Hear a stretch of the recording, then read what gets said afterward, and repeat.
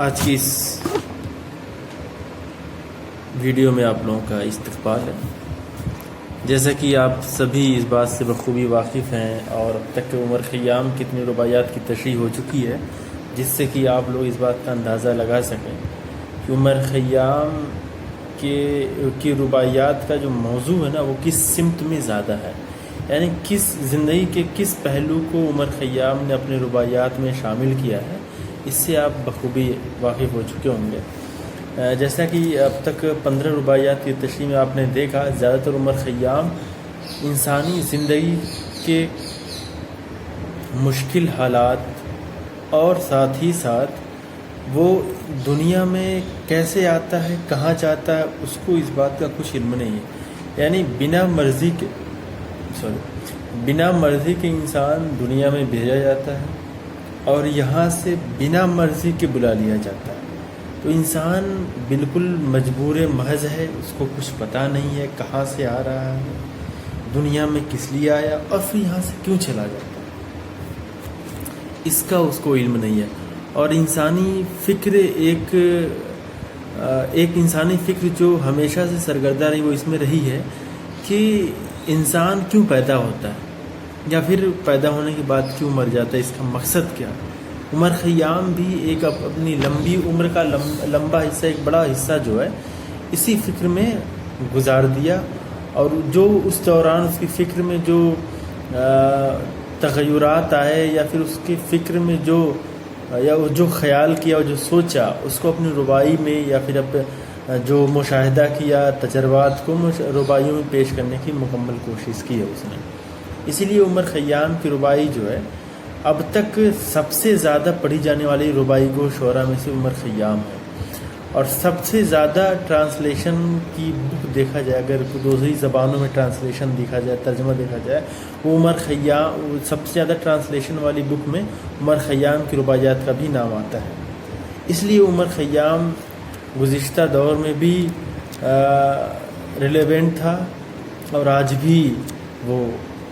ہندی میں جسے کہتے ہیں پراسنگک تھا یا ریلیونٹ تھا۔ تو آئیے عمر خیام کی اسی سلسلے کی ایک کڑی میں ایک اور رباعی آپ کے سامنے پیش کرتے ہیں، جس کا پہلا مصرع یوں ہے کہ ان یک دو سہ روز نوبت عمر گذشت، چون آب به جوی بار و چون باد به دشت۔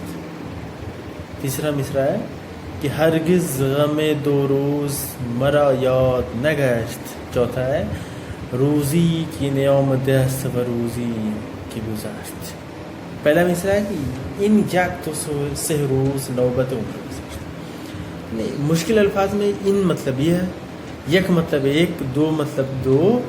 یک دو ایک دو، سہ مطلب تین، روز مطلب بھی، نوبت ہوتا ہے نقارہ،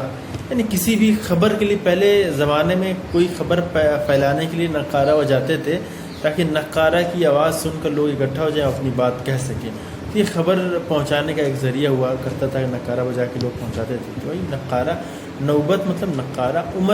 عمر زندگی، اور گزشت کا مصدر گزشتن گزرنا، گزشت ہے فعل ماضی، عمر گزشت، عمر گزر گئی۔ اگلے مصرے میں چون مطلب جب، آب پانی، جو یہ بار ہوتا ہے نہر دریا، اور چون مطلب جب، بعد ہوا، بے دشت، دشت ہوتا ہے جنگل یا صحرا، دونوں، دشت جنگل۔ ہرگز غم دو روز مرا یاد نگشت، ہرگز بالکل لازماً، غم دو روز دو دن کا غم، مرا مطلب مجھ کو یاد گشتن ہوتا ہے دور ہونا یا دور پھینکنا، نگشت نہیں کیا یعنی مجھے غم سے دور نہیں کیا۔ روزی ایک دن، نیامدہ یہ فعل نہیں ہے ماضی کا، آمدن سے نیامدہ بنا ہے، اس مطلب ہے روزی، گزشتن سے گزشتن گزرنا، اور گزشت گزر گیا۔ تو اب اس کے مرکزی خیال کی طرف آتے ہیں۔ اس کا جو تھاٹ ہے وہ عمر خیام اس رباعی کے ذریعے یہ بیان کرنا چاہتے ہیں، لوگوں کو باور کرانا چاہتا ہے کہ زندگی کیسے گزرتی ہے، ایک روز، دو روز، تین روز کر کے ایسے ہی زندگی تمام ہو جاتی ہے، ایک دن، دو دن، دھیرے کر کے زندگی یوں ہی تمام ہو جاتی ہے۔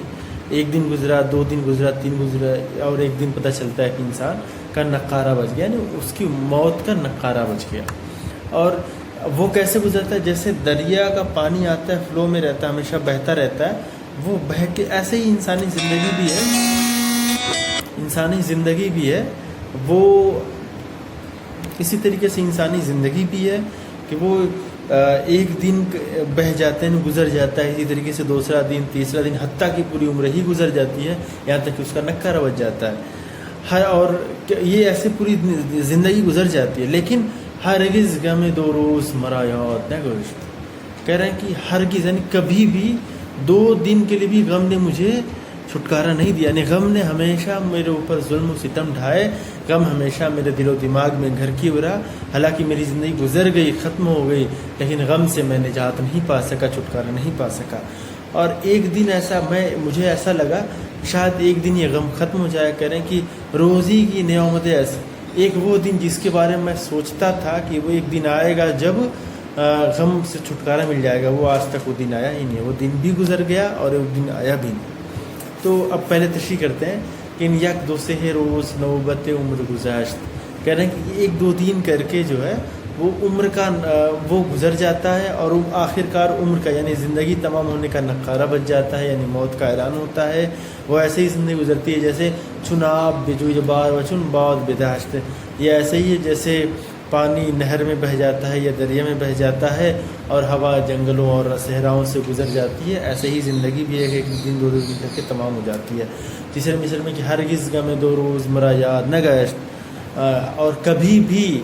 2 دن کے لیے بھی یہ غم نے میری زندگی سے الگ نہیں ہوا، ہمیشہ میرے اوپر غم حاوی رہا، کبھی بھی میں 2 دن کے لیے غم سے چھٹکارا نہیں حاصل کر سکا۔ روزی کی نعمت اسور روز گزشت، وہ دن جب میں یاد کرتا تھا کہ ایک دن ایسا آئے گا جب میں غم سے نجات پا جاؤں گا، لیکن وہ دن آیا نہیں اور پوری زندگی تمام بھی ہو گئی۔ تو اس ربائی کے ذریعے عمر خیام درج دینا چاہتے ہیں کہ انسان ہمیشہ غم میں مبتلا رہتا ہے، کسی نہ کسی قسم کے غم میں مبتلا رہتا ہے۔ غالب کہتا ہے کہ اس کے شعر کا مفہوم بیان کر رہا ہوں کہ اگر یہ غم نہیں ہوتا تو یہ غم ہوتا، یعنی غم دورہ اگر نہ ہوتا تو غم روزگار ہوتا، تو اگر یہ غم اگر نہ ہوتا تو غم روزگار ہوتا ہے۔ یہ آخری مصرع اس کو غالب کے شعر کا۔ تو کہنے کا مطلب یہ ہے، عمر خیام یہ بتانا چاہ رہا ہے کہ اگر ایک غم نہ ہو، اگر کسی ایک غم سے نجات پا جائیں تو دوسرا غم آ لیتا ہے، دوسرا غم گھیر لیتا ہے۔ تو انسان کو انسانی زندگی کو یا انسان کو اپنی زندگی میں کبھی بھی غم سے چھٹکارا نہیں مل سکتا۔ وہ ہمیشہ یہ سوچتا ہے کہ ایک دن ایسا آئے گا شاید کل اس غم سے چھٹکارا پا جاؤں، نجات پا جاؤں، لیکن اس غم سے نجات تو پایا تھا، لیکن اگلا غم جو ہے یا اگلا رنج اس کو آ گھیرتا ہے، اور اسی طریقے سے ایک 2 دن کر کے زندگی گزر جاتی ہے۔ یعنی جب تک انسان زندہ ہے تب تک انسان غموں سے، رنج سے گھرا ہوا ہے، اسے آزاد نہیں ہو سکتا۔ آج کی ربائی میں بس اتنا، اگلی ربائی کے لیے پیش آئیں گے۔